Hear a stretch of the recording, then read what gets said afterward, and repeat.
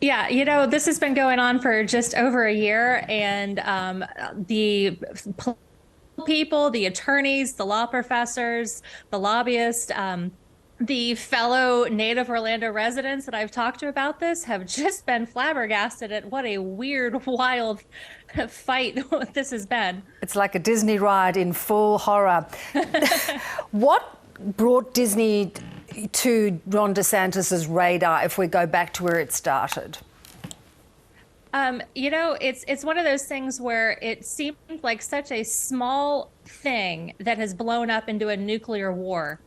There was a bill last year called the Parental Education Bill.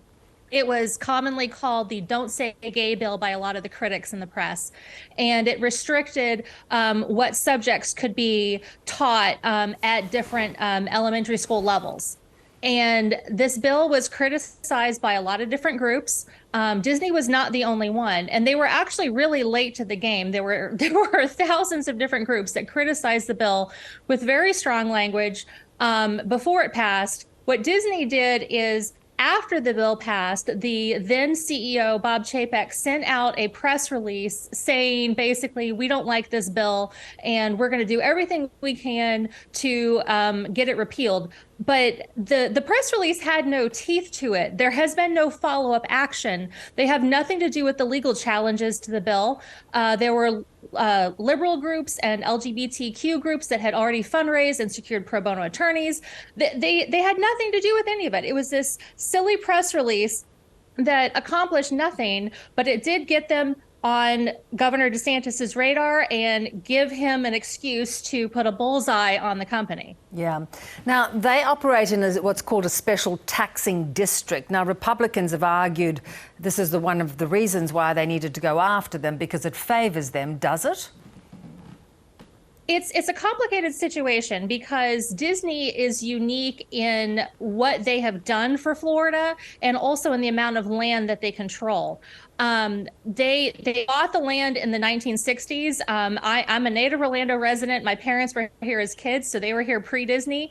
When Walt Disney came and toured Central Florida, that land was swampland, a couple cows wandering around. It was nothing. It stretches across two counties. It's over 25,000 acres. Both counties said at the time that we cannot come anywhere close to providing the infrastructure. We don't have the funds or staff or ability to build roads or power lines and water and sewer and all the things that you need for a functioning park. And what happened is that the Reedy Creek Improvement District was created so that Disney would be, in essence, applying an extra tax to itself to cover all of those costs. So, there's been some misperceptions about this, that it's some sort of special sweetheart deal or it's a tax break for Disney. To the contrary, it's an extra tax. The Florida Constitution requires that all county taxpayers must be taxed at the same percentage rate. If I house that's worth $200,000 and you have a house that's worth $1 million, we'll both pay the same percentage, but you'll pay more. So it's the same thing. Disney's 25,000 acres. They pay the taxes to Orange and Osceola County, and then they pay an additional tax to the Reedy Creek Improvement District. And that covers a lot of things. Disney has power plants. They do their water and sewage treatment. It's all the environmental stuff. It's road construction and maintenance. It's landscaping. They run a fire department and EMT. There's a lot of different things that they do. And they also are maintaining things at a higher level than the government would be able to. I grew up in unincorporated Orange County. My parents had a pothole at the end of their street last year that took months to fix, and the pothole patch is already crumbling. You never see potholes on Disney roads. The locals joke all the time that we'd like Mickey to take over our highways. So that's what this special taxing district has been doing. Yeah. So and the comparisons, yeah. So then, in a way, DeSantis's target is really hurting his own finances if he wanted to, sort of change things. He even tried to take over control of the board, stacking it with some, Republican supporters. That seemed to backfire as well. Yeah, and this was, all along, the critics of this move have said that it is a violation of the First Amendment, the free speech rights under both the Florida and United States constitutions.